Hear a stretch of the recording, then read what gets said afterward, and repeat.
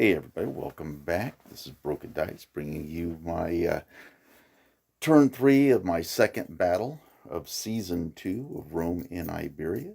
Uh, this has been an ambush scenario. The Iberians are coming down off the hill trying to destroy this foraging party of the Romans before a relief column shows up. So we've done 1 and 2. There's been some shooting, but now turn 3, there's going to be some combat. Got to be some combat in turn 3. So let me pause this video. We'll roll some dice to see what the orders turn out to be like, and I'll be right back. All right, we're back. Orders were passed. Both divisions advanced. The first division of the Iberians were able to go 3 moves, so all the units that needed to get engaged got engaged in combat. And then the second division, which are basically my reluctant allies, I've been very lucky. I've rolled really well again for them, and they moved 2 moves. Although they haven't quite got into combat, they're moving around, and they're going to make life miserable, I think, for these Romans. We'll be right back. I'm going to roll some combat dice, and well, actually, we're going to do some shooting dice first against some of these foragers for the Romans to try to get them to abandon the carts and stuff. And if that doesn't work, we'll get in hand-to-hand combat with them next time, maybe. But right now, we're going to try to get rid of them through some shooting, and then we'll go ahead and we will come back for some combats. All right, we're back. Some shooting damage happened for the Romans. Actually, each of these defending units have to take a break test from shooting because I happened to roll a 6 for each one. So that worked out pretty well for me. We're going to roll that, and then we're going to see what happens to them. But they each, one unit right in front of us that took 2 damage, and then this unit, let's turn this camera real slowly, with this cart took 2 damage from the Iberian light cavalry, which skirted around the Germanic allied cavalry for the Romans, because they want nothing to do with that in combat. I can tell you that from past experience. So let me grab a dice here, and we're going to roll for this unit right here for their break test. All right. I rolled a 6. Let's just check the results here real quick. All right, we're back. Well, the first unit here that's right in front of the camera, they had to retreat in disorder. Whoa, let's move this camera down a little bit, and we can see how they're moving towards the back of the table. Then the other unit, it did the same. It took damage, rolled for its break, and it also retreated and in disorder. So that means these 2 carts are now left unoccupied and can be taken or destroyed by the Iberians, which in this scenario, it's more beneficial for them to just ruin the supplies for the Romans so they can't recapture them later. So that'll happen in the next turn. We'll have to get into contact with them and destroy those supplies. So now we need to move into the combat phase, and there's lots of combats. And so we're going to move back down to our right in the photo, and we're going to just go from right to left, do some combats, and we'll see what happens. All right, I'm just going to do these combats in stages because if I try to do them all, and then I might forget how many points are scored and all that kind of stuff. Well, anyway, in the big combat down here at the bottom, the Iberians charged in, but these are Illyrians with long spears, so the Iberians didn't get their charge bonus, but they were still able to win the combat by 2. So the Iberians will have to take a break test. And then to their left, the Iberian light infantry charged the light infantry of the Roman allies, and they took enough damage to become shaken. But in return, they were able to inflict damage on the Iberians. They took 2 points of damage.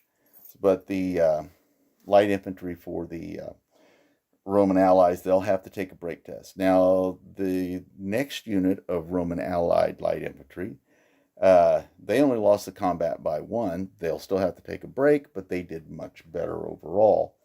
So let's go ahead and resolve what happens here, and then we'll move into the more central combat where the commanders are, and then we'll move to the combats on the left side of the battlefield and take care of those. All right, we're back, and some interesting rolls happened. Let's move this over so we can see that. That was I rolled for the break test for the Illyrians that were fighting this Scutari unit. They rolled an 8. They lost by 2, which was a 6, so they gave ground in good order, and the Iberians just stayed in contact with them.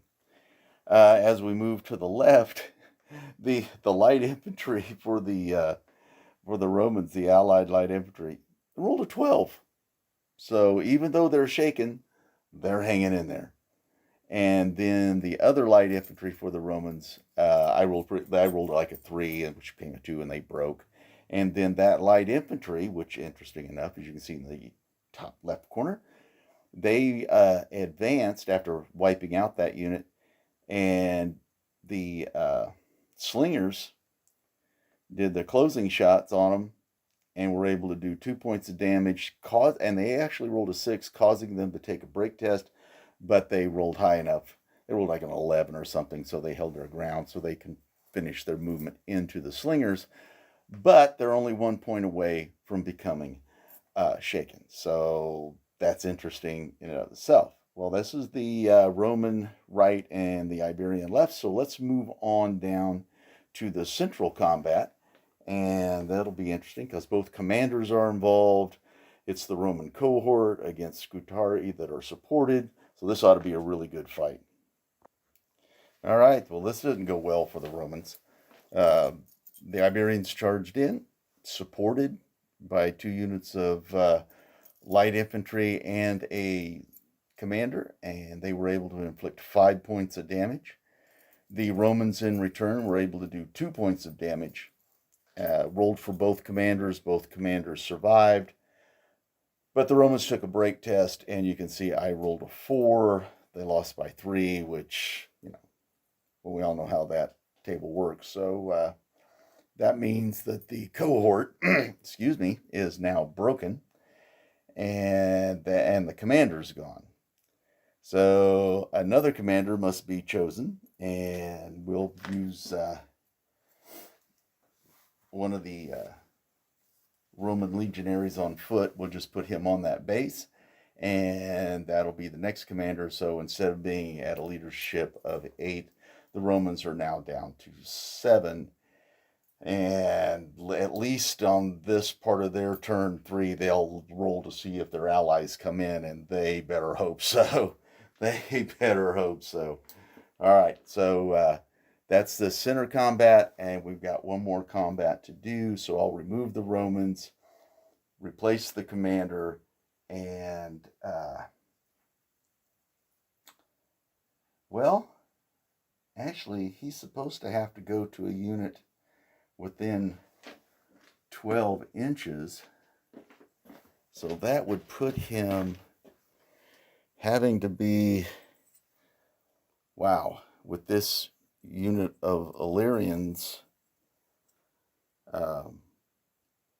that's within 12 inches of him. Wow. Perhaps we just might move him around. I don't know what I'm going to do with him. I think I'm going to move him to that unit, though.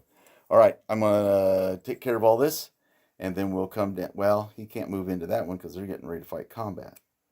So he'll just move out of the way and try to hide in the woods. And we'll do this last combat here on the far left of the Roman line, far right of the Iberians, and I'll be right back. All right, on this combat, on the Roman left and the Iberian right. The Iberian Scutari won the combat by 2, but the Illyrian infantry with long spears were able to roll fairly high on their break test, and so they just gave ground in good order, much like what happened on the Roman far right. So it seems like I would say it's an even fight between these two troop types, but close enough. Close enough. Supported, the Scutari do really, really well. Unsupported, they're just so-so, and you're just kind of in that mid-range. And since these Illyrians have long spears, you don't get your charge bonuses and stuff. That kind of equals things out a little bit. Yeah. The Illyrians were lucky that they just gave ground because the Iberian light infantry is right behind them. So they're in a pickle. They're in a pretty bad way right now. So we'll see about what's going to happen in the Roman part of turn 3, which means we need to roll and see if some allies come on the table for the Romans. And like I said, they will come in on the table over here on the left where the cart is kind of moving on. So they'll move in this way. That's 3 cohorts and a unit of Roman allied cavalry. I think these are Gallic allied cavalry. And that may turn the tide quickly. Even though we, as Iberians, have gotten the better of them right now, this could really turn the tide. So let's roll for those guys to see if they come on in, and then we will roll. Actually, we'll probably do some initiative orders first, and then we will do maybe a division order. Actually, I don't think he's in a position, the commander right now is in a position to issue any sort of orders to anyone. So, matter of fact, I should need to figure out what I want to do with that Roman commander. He needs to be around the unit, and because he's now just a leadership 7, so at least he needs to be somewhere useful. All right. So, let me figure out what I want to do with these guys and see about these Romans relief column coming in. I'll be right back. Okay, well, I had to come back here. There's something happened, so I'm going to go over this, what just happened again. So I haven't done the edit the video. I try to do this all at once so I don't make these videos too astronomically long. So obviously the relief column came in. They still have a cavalry unit to get onto the table. They can't do anything but enter the table, but that's an awful lot of power right there. So I'm going to take this cavalry unit that is allied to the Romans. These are Germanic allied cavalry. I'm going to have them charge that unit of light infantry for the Illyrians, trying to open up some space and give the Roman cohorts some room to maneuver.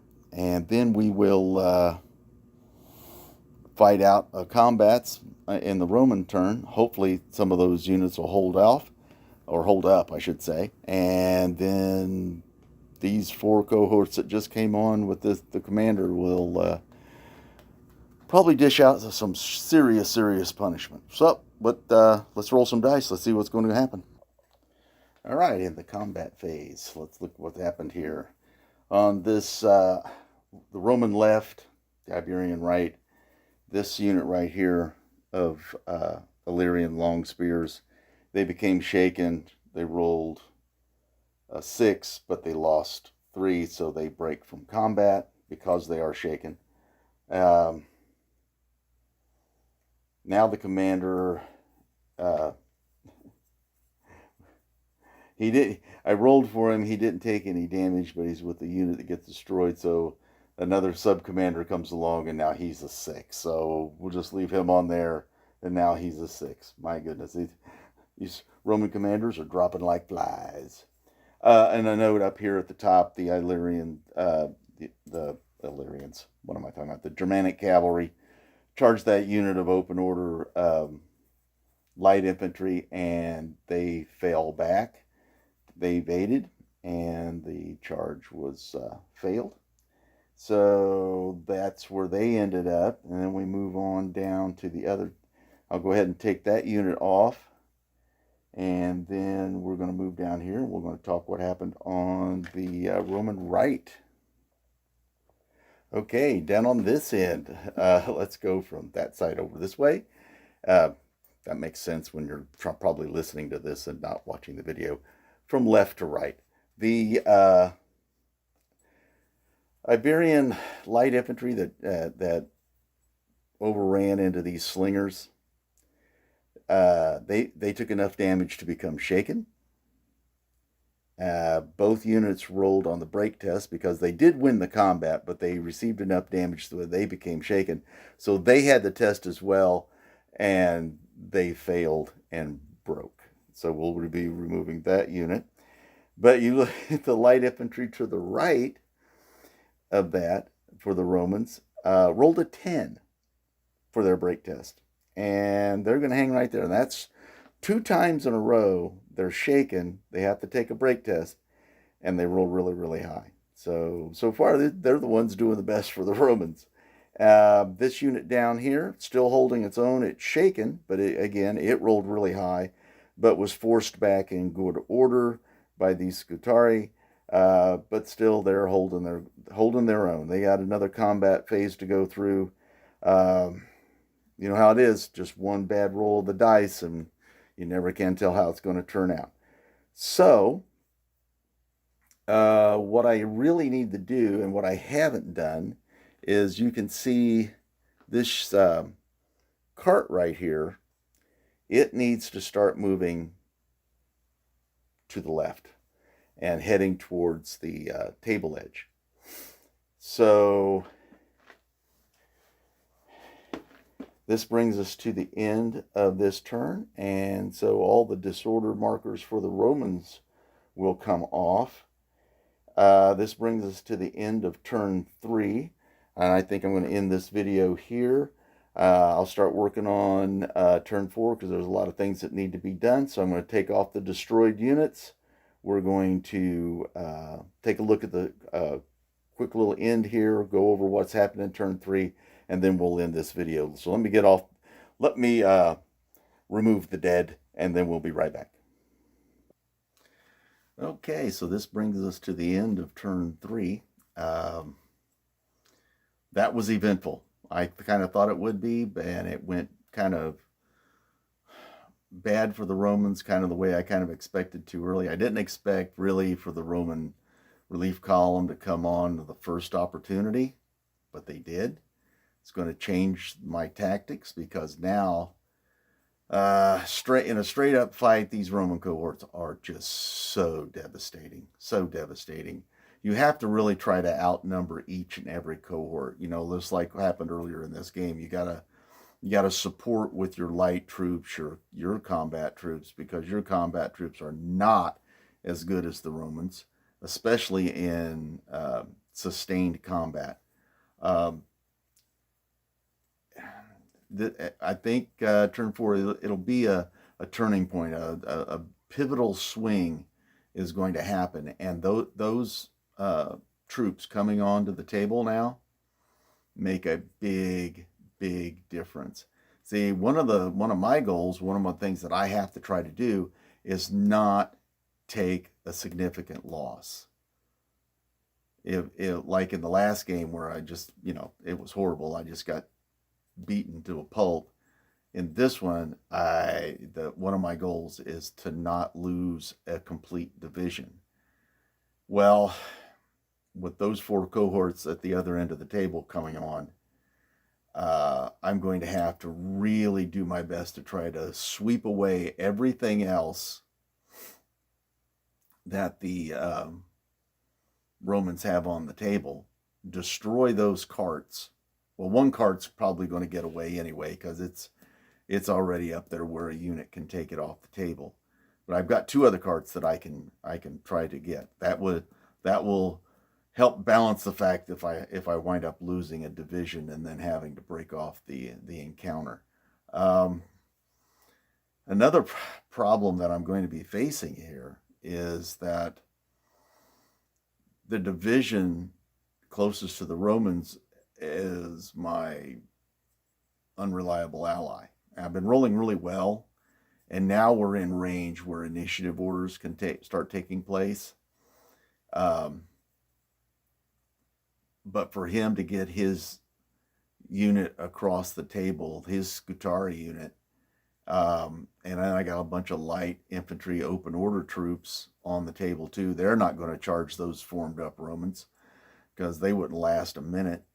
Um, so it's going to be a near run thing. And what cracks me up is that big cavalry unit that's right in the middle of the table.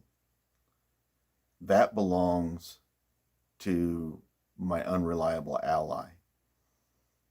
So I can't issue that unit any orders. I have to rely on initiative orders from it or his commander, and his commander hasn't even crossed the river yet. So we shall see how this debacle turns out in turn 4. I'm going to take the pause this here. I'm going to take the camera down to the other end. Probably do some still photos and put them on the end of the videos, and then that way you guys can get a better look at the action going on the table and where everything is in relationship to everything else. All right, let me pause this. We'll move down to the other end of the table.